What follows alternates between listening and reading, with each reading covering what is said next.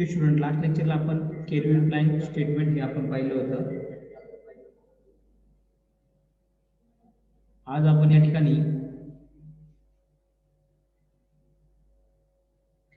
जे second law आहे त्याचं क्लास स्टेटमेंट आपण या ठिकाणी स्टडी करूया. तर परत एकदा मी या ठिकाणी तुम्हाला केल्विन प्लॅंक स्टेटमेंट परत एकदा मी रिपीट करतो. तर केल्विन प्लॅंक स्टेटमेंट काय सांगतं की असं हीट इंजिन बनवणं हे इम्पॉसिबल आहे की जे काय करेल पूर्णपणे हीटचं रूपांतर वर्कमध्ये करेल. म्हणजे हीट इंजिनला इनपुट आपण काय देतो, हीट देतो आणि आउटपुट काय भेटतं, हीट इंजिनकडून आपल्याला वर्क भेटतं. म्हणजे इनपुट जे आपण घेतोय हीट तेवढंच तो काय करेल आउटपुट दिला आपल्याला. म्हणजे हीट तेवढंच त्या हीटचं रूपांतर तो वर्कमध्ये करेल. म्हणजे 100 जूल हीटचं रूपांतर तो काय करेल 100 जूल वर्कमध्ये करेल. याचा अर्थ काय होतो की हीट इंजिनचं इनपुट आणि आउटपुट हे सारखं आहे. म्हणजे हीट इंजिन पासून आपल्याला जे आउटपुट वर्क भेटणार आहे तेवढंच भेटेल आपल्याला ते आउटपुट जेवढं त्याला आपण इनपुट दिलेलं आहे. असं हीट इंजिन बनवणं हे अशक्य आहे. समजतंय? हे कोण सांगतं? सेकंड लॉ ऑफ थर्मोडायनामिक्सचं पहिलं स्टेटमेंट केल्विन प्लॅंक स्टेटमेंट. समजलं? केल्विन प्लॅंक स्टेटमेंट काय सांगतं? It is impossible to construct a machine, it is impossible to construct the heat engine working on cyclic process whose sole effect is to convert heat energy supply into the equal amount of work. जेवढी काही heat energy आपण त्या इंजिनला supply केलेली तेवढं तो काय करेल work त्या ठिकाणी तयार करेल. समजते? जसं की या ठिकाणी पहा, मी जर तुम्हाला सांगायचं ठरलं तर या ठिकाणी सपोज कन्सिडर करा एक हीट इंजिन आहे.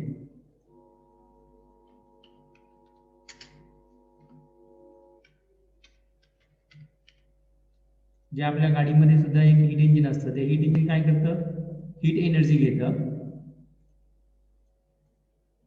आणि त्या हीट एनर्जीच्या मोबदल्यात ते काय करतं, म्हणजे त्याला जे काही आपण हीट सप्लाय केलेली आहे त्या हीटचं सप्लायचं रूपांतर ते काय करतं वर्कमध्ये करतं.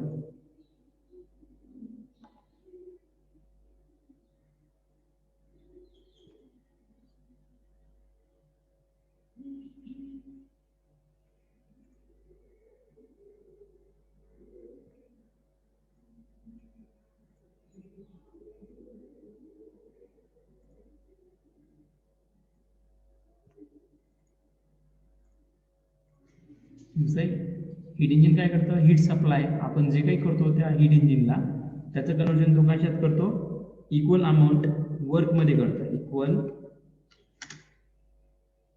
म्हणजे त्या हीटचं रूपांतर कशात करतो, तो वर्कमध्ये करतं कोणतंही हीट इंजिन. समजलं?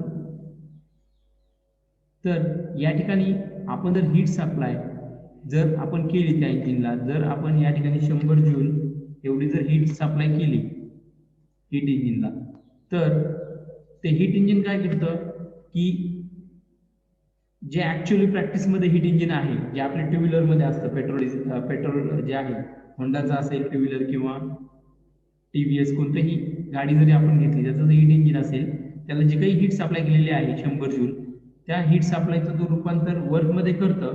परंतु ते सगळ्या 100 जूलच्या 100 जूल वर्कमध्ये त्याचं कन्वर्जन करू शकत नाही.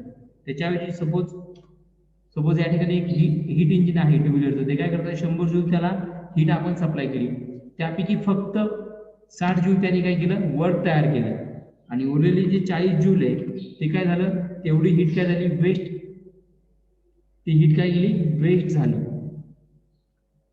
तेवढी हीट काय झाली वाया गेली. समजतंय? म्हणजे त्या ठिकाणी वेस्ट झाली म्हणजे त्या ठिकाणी काय झालं, एक लॉस झाला, लॉस, वेस्ट और loss of heat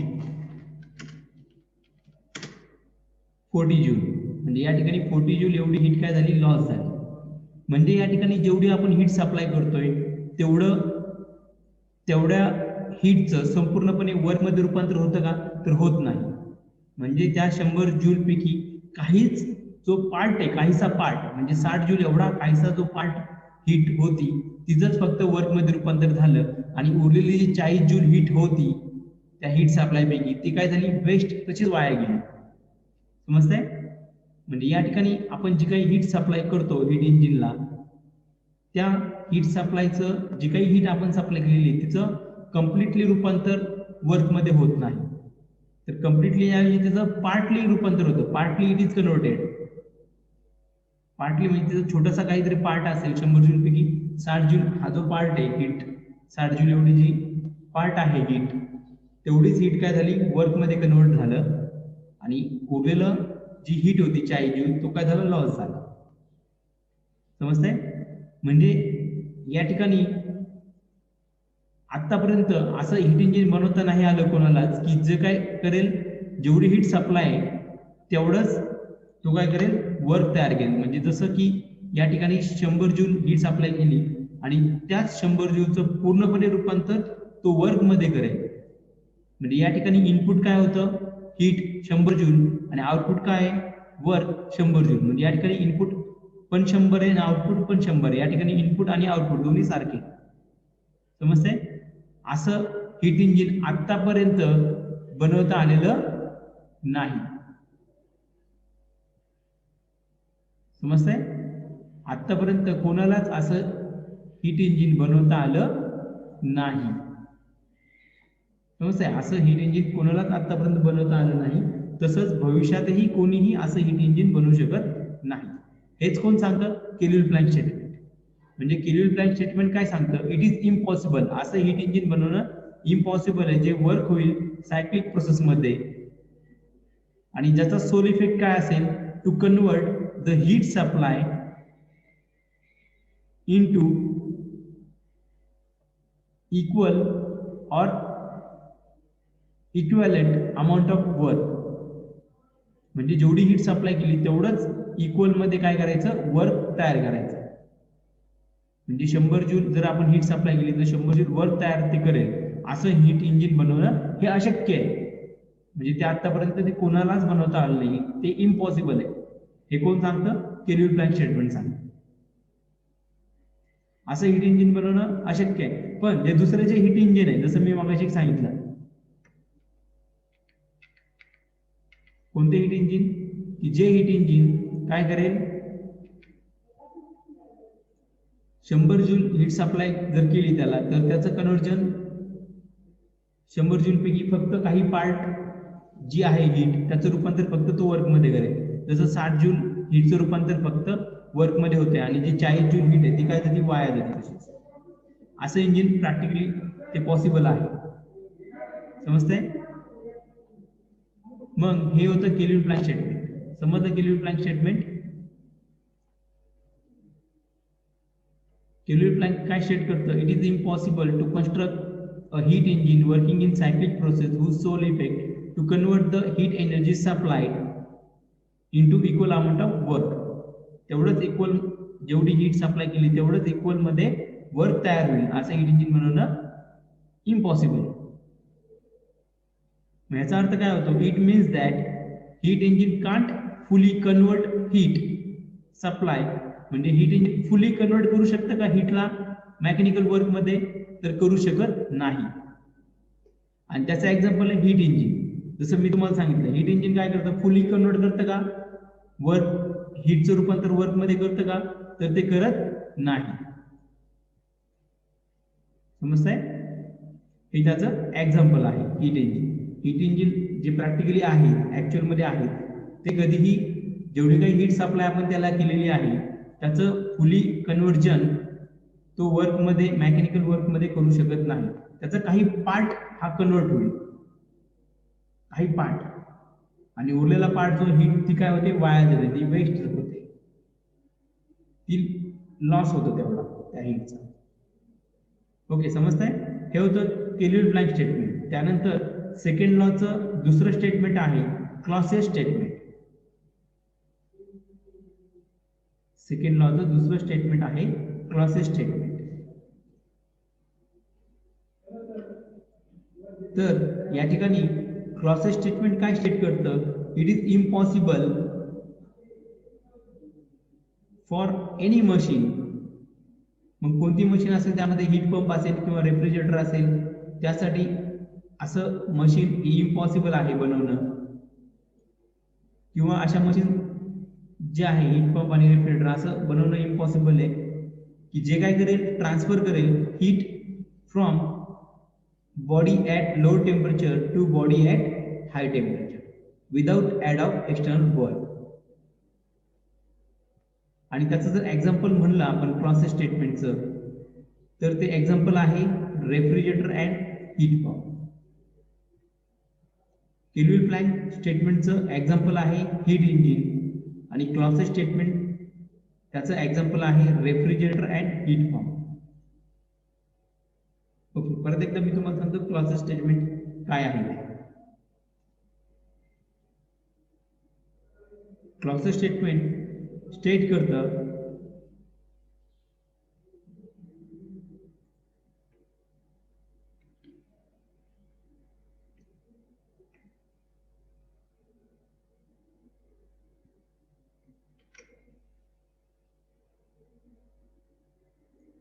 process statement state करतं की असं मशीन बनवणं हे इम्पॉसिबल आहे. It is impossible for a machine.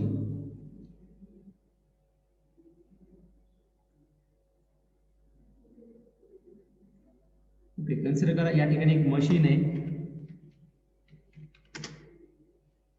जसं की रेफ्रिजरेटर असेल किंवा हीट पंप असेल.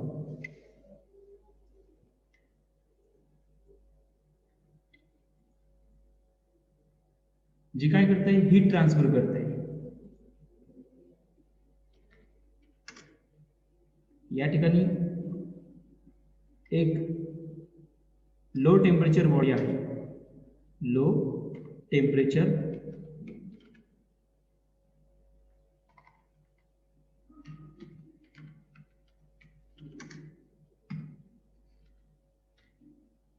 बॉडी और सबस्टन्स. त्यामधून तो हीट घेईल आणि तो हीट हाय टेम्परेचर बॉडीला सप्लाय करेल. या ठिकाणी असेल हाय टेम्परेचर बॉडी.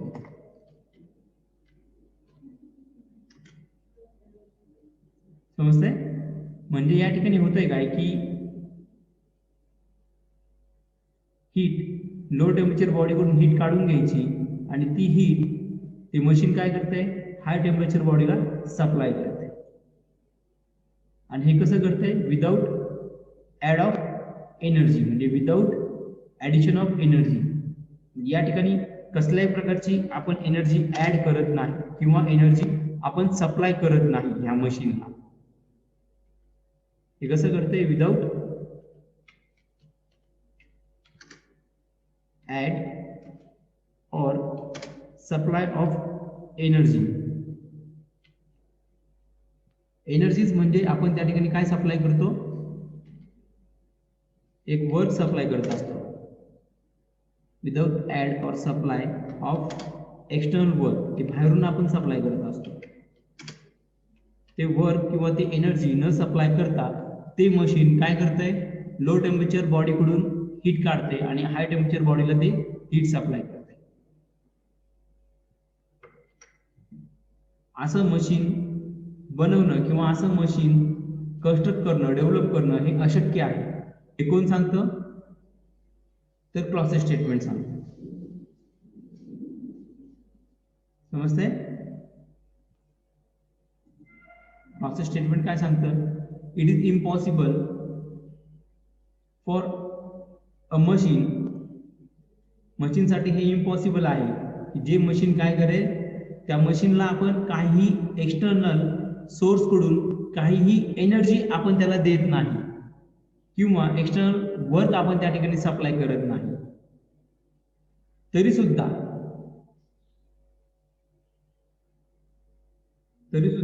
ते मशीन काय करेल, हीट ट्रान्सफर करेल from body at low temperature, म्हणजे लो टेम्परेचरची बॉडी कडून ते बॉडी ॲट हाय टेम्परेचर, तिकडे तो हीट सप्लाय करेल, हीट ट्रान्सफर करेल. असं मशीनसाठी हे इम्पॉसिबल आहे. त्याचं एक्झाम्पल जर आपण द्यायचं म्हणलं तर रेफ्रिजरेटर. ओके, कन्सिडर करा आता या ठिकाणी एक रेफ्रिजरेटर आहे.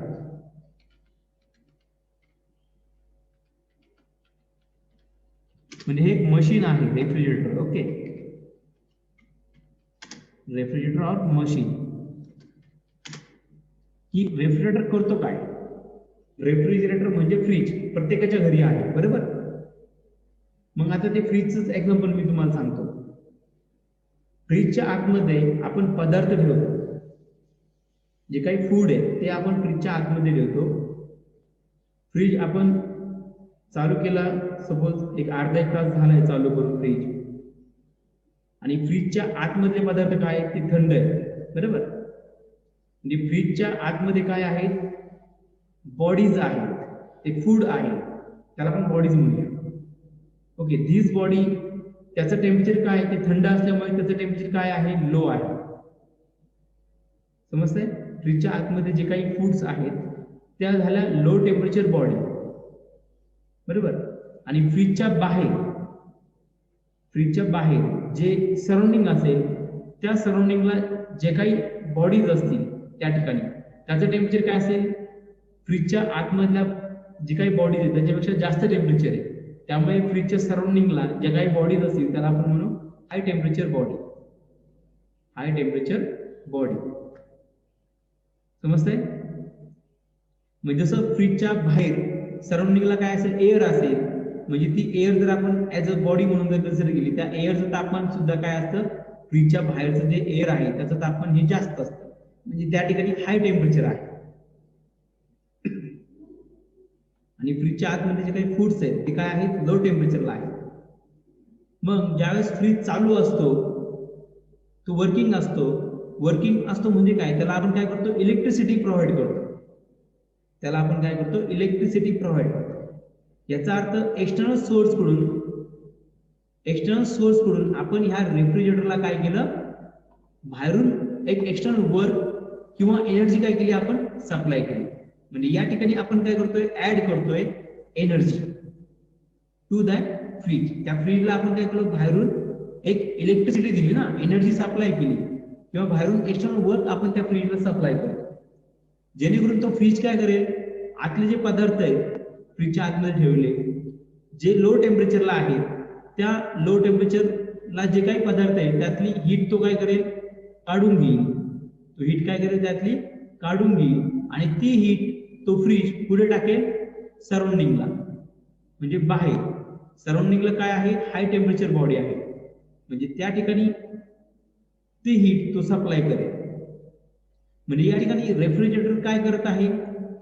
तर रेफ्रिजरेटर काय करतोय की या ठिकाणी जे फ्रीजच्या आतमध्ये जे लो टेम्परेचरला बॉडी आहे त्यामध्ये तो हीट शोषून घेतोय, हीट काढतोय, आणि ती हीट ट्रान्सफर करतोय हाय टेम्परेचर बॉडीला.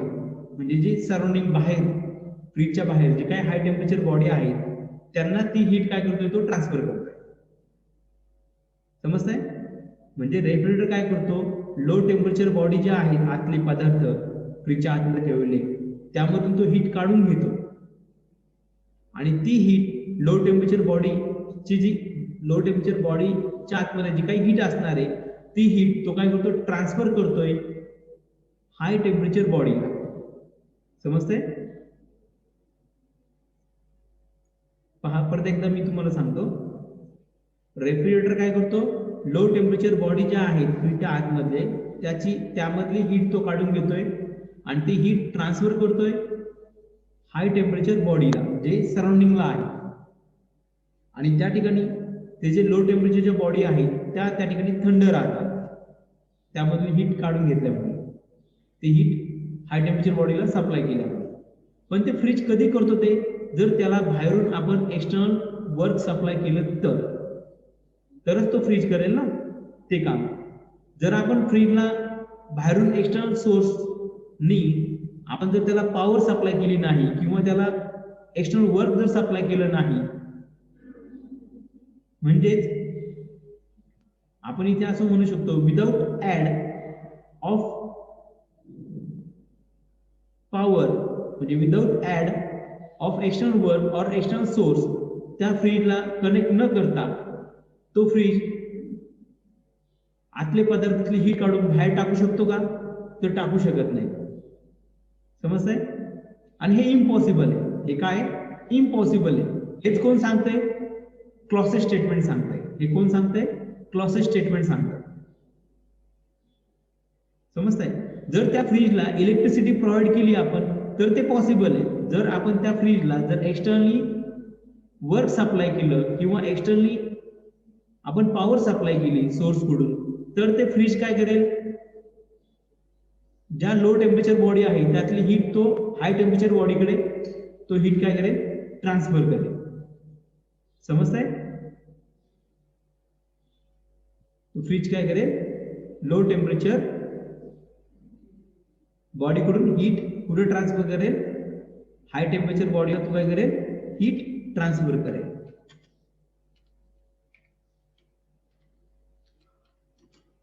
पण ते कधी करेल? जर आपण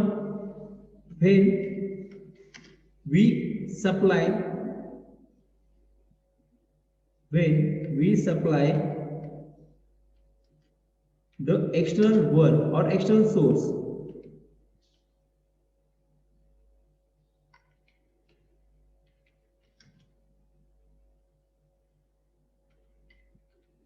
ज्यावेळेस आपण त्या ठिकाणी एक्सटर्नल वर्क सप्लाय करतोय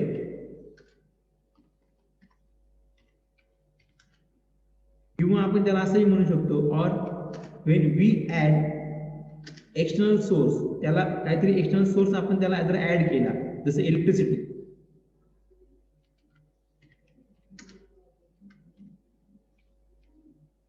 तो एक्सटर्नल सोर्स जर त्याला कनेक्ट केला तर ते पॉसिबल आहे. पण विदाउट एक्सटर्नल सोर्स ते पॉसिबल आहे का? तर ते पॉसिबल नाही.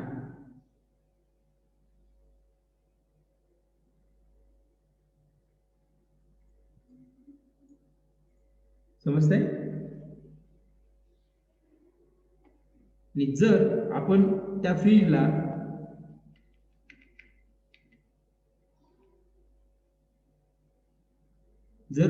फ्रीजला एक्सटर्नल सोर्स म्हणजे इलेक्ट्रिसिटीच प्रोव्हाइड नाही केली,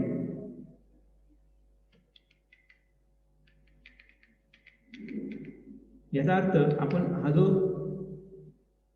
रेफ्रिजरेटर आहे त्याला जर आपण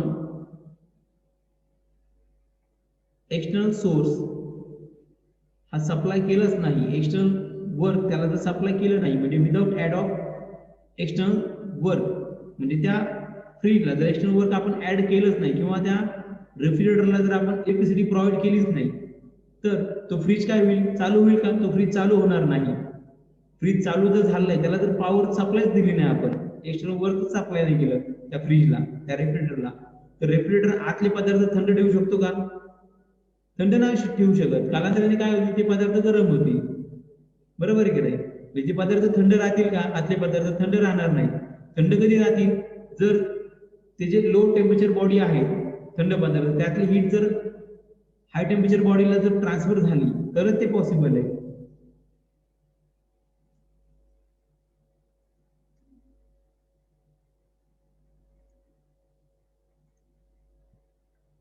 समजतंय? तरच ते पॉसिबल आहे. आणि जर आपण त्या फ्रीजला इलेक्ट्रिसिटी प्रोव्हाइड नाही केली म्हणजे एक्सटर्नल वर्क त्याला जर आपण ऍड केलंच नाही, दिलंच नाही त्या रेफ्रिजरेटरला किंवा त्या मशीनला, तर ते मशीन आतले पदार्थ थंड करू शकतं का? थंड करू शकत नाही. याचा अर्थ काय होतो? म्हणजे तो फ्रीज लो टेम्परेचर बॉडीकडून हीट काढून तो हाय टेम्परेचर बॉडीला हीट सप्लाय करू शकतो का? तर करू शकत नाही. जर आपण त्या फ्रीजला पॉवर सप्लाय केली तर ते करू शकतो, पण without aid of external work ते करता येईल का त्याला? तर ते करता येणार नाही. मग हेच कोण सांगतं? क्लॉसेट स्टेटमेंट सांगतं. हा क्लॉसेट स्टेटमेंट काय आहे? इट इज इम्पॉसिबल फॉर अ मशीनसाठी हे इम्पॉसिबल आहे. जसं की रेफ्रिजरेटर, त्या रेफ्रिजरेटरला काय करतो आपण? Without aid of external source म्हणजे त्याला पॉवर सप्लाय नाही केली. समजतंय? तर त्या रेफ्रिजरेटरसाठी हे इम्पॉसिबल आहे की to transfer the heat from body at low temperature to body at high temperature.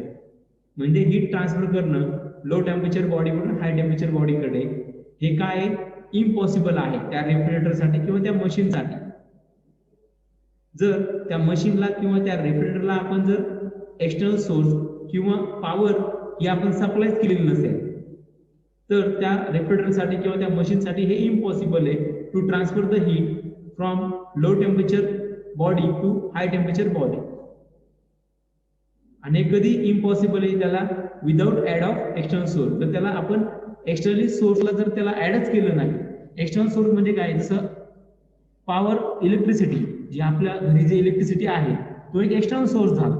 त्याला जर तो फ्रीज आपण कनेक्टच केला नाही किंवा त्याला जर ऍडच केलं नाही तो एक्सटर्नल सोर्स त्या फ्रीजला म्हणजे कनेक्ट नाही केला तर त्यावेळेस ते पॉसिबल आहे का त्या फ्रीजसाठी हीट ट्रान्सफर करणं लो टेम्परेचर बॉडीकडून हाय टेम्परेचर बॉडीकडे, ते पॉसिबल नाही. फ्रीज बंद राहतो आणि फ्रीज बंद राहून तो त्या ठिकाणी हीट ट्रान्सफर करू शकत नाही लो टेम्परेचर बॉडीकडून हाय टेम्परेचर बॉडीकडे. हेच कोण सांगतं, क्लॉसिस स्टेटमेंट. समजलं? हे क्लॉसिस स्टेटमेंट देखील पाठ करा आणि हे केल्विन स्टेटमेंट देखील पाठ करा. हे दोन स्टेटमेंट मिळून आपला सेकंड लॉ ऑफ थर्मोडायनामिक्स हा पूर्ण होतो. समजलं? परत एकदा मी सिंपल सांगतो तुम्हाला की सेकंड लॉ ऑफ थर्मोडायनामिक्सचे दोन स्टेटमेंट आहे. एक आहे केल्विन प्लॅंक स्टेटमेंट ज्याचं एक्झाम्पल आहे हीट इंजिन. म्हणजे तो केल्विन प्लॅंक स्टेटमेंट काय सांगतं, असं हीट इंजिन बनवणं हे इम्पॉसिबल आहे. जे काय करेल जेवढी काही त्याला हीट इंजिनला आपण हीट सप्लाय केलेली आहे त्याची ती हीट फुली कन्वर्ट करेल मेकॅनिकल वर्क मध्ये. असं हीट इंजिन बनवणं अशक्य आहे. हे कोण सांगतं, केल्विन प्लॅंक स्टेटमेंट सांगतं. त्यानंतर क्लॉसिस स्टेटमेंट त्याचं एक्झाम्पल आहे रेफ्रिजरेटर तसंच हीट पंप. तर क्लॉसिस स्टेटमेंट काय सांगतं, रेफ्रिजरेटर ऑर मशीन, जसं मशीन त्याचा एक्झाम्पल घेतला आपण रेफ्रिजरेटर, म्हणजे रेफ्रिजरेटर आणि मशीनला हे इम्पॉसिबल आहे to transfer the heat from low temperature body to high temperature body without aid of external work. म्हणजे एखाद्या मशीनसाठी किंवा एखाद्या रेफ्रिजरेटरला आपण बाहेरून एक्सटर्नल सोर्सनी एनर्जी न सप्लाय करता, पॉवर न सप्लाय करता तो रेफ्रिजरेटरला हीट ट्रान्सफर करणं लो टेम्परेचर बॉडीकडून हाय टेम्परेचर बॉडीकडे हे अशक्य आहे. पॉवर सप्लाय केल्यावर ते शक्य आहे पण विदाउट पॉवर सप्लाय करता ते अशक्य आहे. हे कोण सांगतं, क्लॉसिस स्टेटमेंट सांगतं. मग त्याचं एक्झाम्पल रेफ्रिजरेटर और हीट पंप.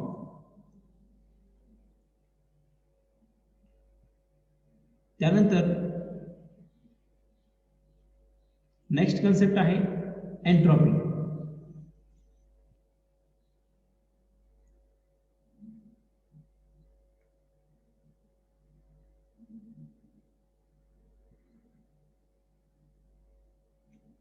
तर एंट्रॉपी ही जी आहे, एंट्रॉपी ही एक थर्मोडायनामिक प्रॉपर्टी आहे.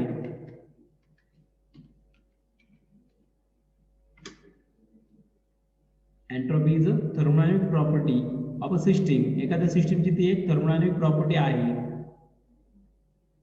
which can be increased with addition of heat and this is decreased with removal of heat. आणि ह्या एंट्रॉपीसाठी सिंबल आहे S. It is denoted by S letter. आणि याचं जे एसआय युनिट आहे ते असेल kilo joule per KG Kelvin. आणि या ठिकाणी डेल्टा एस म्हणजे काय, change in entropy. Delta S म्हणजे काय, change in entropy. That is equal to heat supply D Q upon temperature.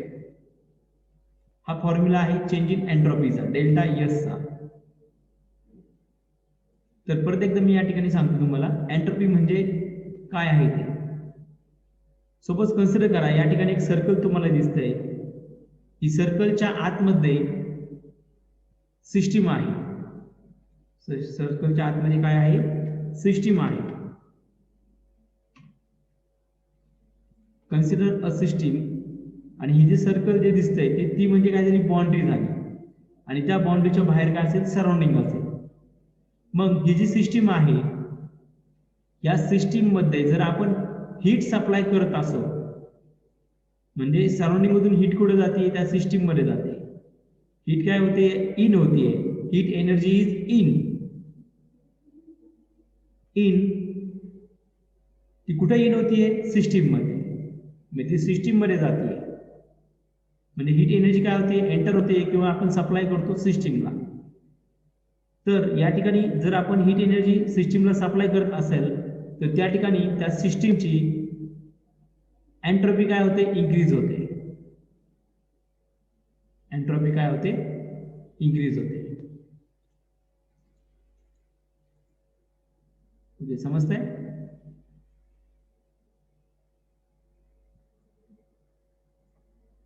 त्या ठिकाणी सिस्टीमची एंट्रोपी काय होते, इन्क्रीज होते.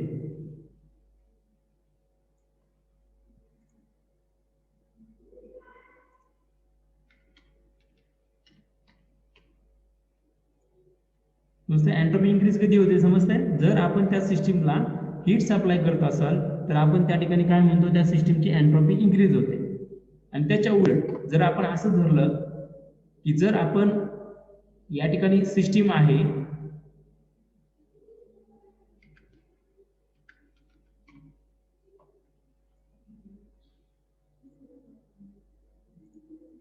जशी या ठिकाणी दुसरी सिस्टीम जर कन्सिडर केली आपण, या ठिकाणी या सिस्टीमला जर आपण या सिस्टीम मधून जर हीट बाहेर जात असेल, म्हणजे हीट काय होती, आउट होती, त्या सिस्टीम मधून बाहेर जाते, म्हणजे त्या सिस्टीम मधून हीट जर रिमूव्ह होत असेल, तर त्यावेळेस त्या सिस्टीमची एंट्रोपी ही त्या ठिकाणी काय होते, डिक्रीज होते. समजतंय? त्या ठिकाणी एंट्रोपी काय होते, डिक्रीज होत आहे असं आपण म्हणतो. मग तुम्हाला समजलं एंट्रोपी काय आहे ते? एंट्रोपी ही एक थर्मोडायनामिक प्रॉपर्टी आहे सिस्टीमची, की जी काय होते, इन्क्रीज होते. कधी? जर त्या सिस्टीम मध्ये आपण हीट ऍड करत असाल, म्हणजे हीट जर आपण त्या सिस्टीमला सप्लाय करत असेल किंवा त्या सिस्टीमच्या आतमध्ये हीट जात असेल, तर त्यावेळेस आपण त्या सिस्टीमची एंट्रोपी काय होते, इन्क्रीज होतीये आपण असं म्हणतो. आणि ती एंट्रोपी डिक्रीज होतीये असं आपण कधी म्हणतो, ज्यावेळेस सिस्टीम मधून हीट बाहेर पडत असेल, म्हणजे सिस्टीम मधून हीट काय होतीये, रिमूव्ह होत आहे. समजतंय? एंट्रोपी म्हणजे काय? एंट्रोपी ही एक थर्मोडायनामिक प्रॉपर्टी आहे. Entropy is thermodynamic property which is increase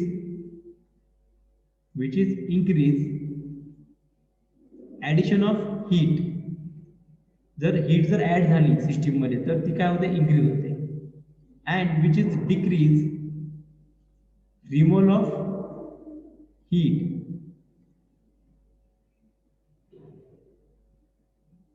समजतंय? आणि त्यासाठी सिम्बॉल आपण यूज करतो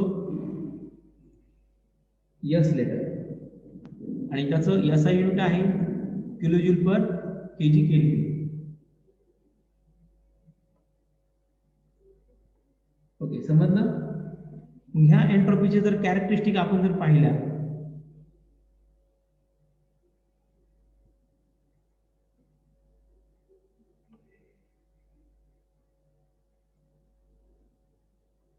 तर कॅरेक्टरिस्टिक ह्या देखील तुम्हाला माहित पाहिजे. तर पहिली आहे एंट्रोपी इन्क्रीज कधी होते. एंट्रोपी इन्क्रीज कधी होते, जर आपण हीट ऍड केली. जर आपण हीट काय केली, ऍड केली, किंवा हीट काय केली, आपण सप्लाय केली टू सिस्टीम. मग त्या सिस्टीमचं टेम्परेचर चेंज होऊ किंवा नाही होऊ, समज इरेस्पेक्टिव्ह ऑफ दॅट टेम्परेचर. मग टेम्परेचर त्याचं त्या सिस्टीमचं वाढू किंवा काही हो, त्या टेम्परेचरचा त्याच्याशी काही आपल्याला संबंध, काही घेणं देणं नाही. समजलं? Irrespective of whether temperature increase or decrease. But important thing, फक्त महत्वाची गोष्ट काय आहे, ती हीट ऍड होते का नाही. त्या सिस्टीम मध्ये हीट ऍड झाली, एंट्रोपी वाढणार.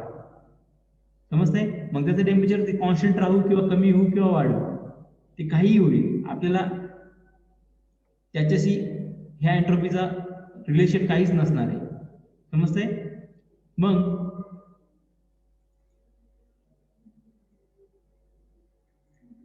एंट्रोपी इन्क्रीज होते जर आपण हीट ऍड केली तर, हे लक्षात ठेवा. Irrespective of their change in temperature, त्या ठिकाणी टेम्परेचर चेंज होऊ किंवा नाही होऊ, फक्त हीट ऍड झाली एंट्रोपी इन्क्रीज झाली, एवढं लक्षात ठेवा. आणि जर हीट रिमूव्ह झाली, हीट जर त्या सिस्टीममधून बाहेर पडली तर त्या ठिकाणी काय होतं, एंट्रोपी काय होते, डिक्रीज होते. ही त्याचं कॅरेक्टरिस्टिक आहे.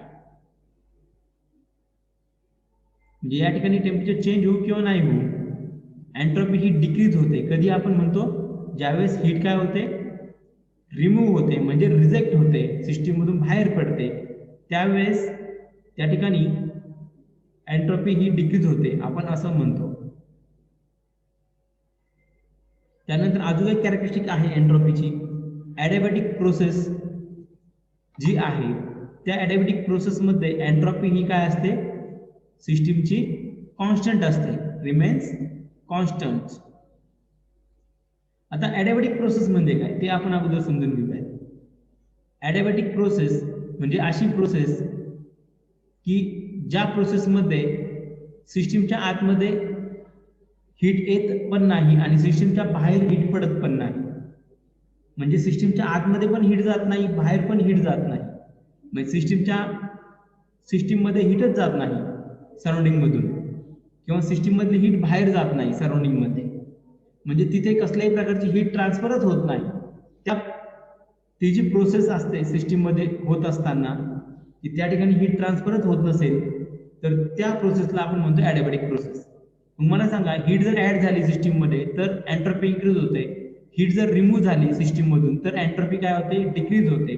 जर त्या ठिकाणी हीट ऍड पण होत नाही आणि हीट जर रिमूव्ह पण होत नसेल तर त्या सिस्टीम मध्ये एंट्रोपी वाढणार पण नाही आणि एंट्रोपी डिक्रीज पण होणार नाही. म्हणजे एंट्रोपी जी आहे ती तशीच राहील, म्हणजे ती एंट्रोपी काय राहील, कॉन्स्टंट राहील. समजतंय? त्यामुळे या ठिकाणी अजून एक कॅरेक्टरिस्टिक आहे, ॲडियाबॅटिक प्रोसेस मध्ये एंट्रोपी काय असते, कॉन्स्टंट असते.